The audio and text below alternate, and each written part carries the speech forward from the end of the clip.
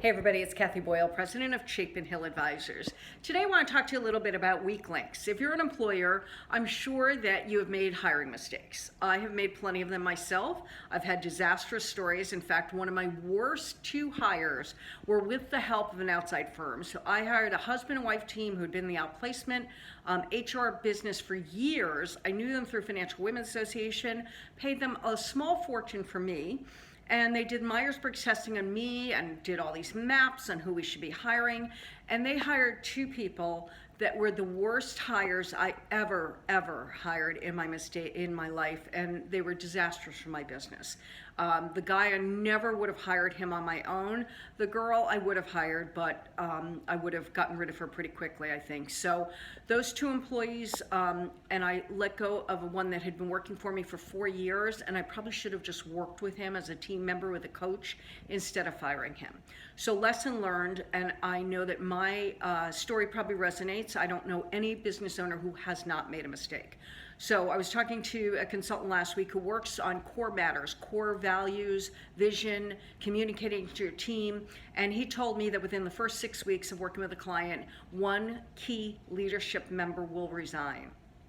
And the way they do this is they get the mission and core values so grained in that the team member will take themselves out. They don't want to be criticized. They know that they're not going to be able to embrace this and run with it. They know they're a weak player, weak link, and so they take themselves out, which is great because I hate firing people, and I've put that off way too many times as well. I waited a whole year with somebody that I should have fired. I offered another gal who was a disaster, and I just thought she wasn't going to get another job, so I offered her the opportunity to interview with other firms while she was still working for me to help her find a job. I was trying to be gracious, and instead she went a little nutso, and from home she had remote access. She changed all the passwords to every single program we had. Luckily I had a files and folders tracking system, so I was able to prove that, and I took her to the police. But if I hadn't had that, I just would have had a really expensive lesson. So if you made mistakes in hiring, if you know that you have some weak links in your current team, now is actually a great time to actually cut them off.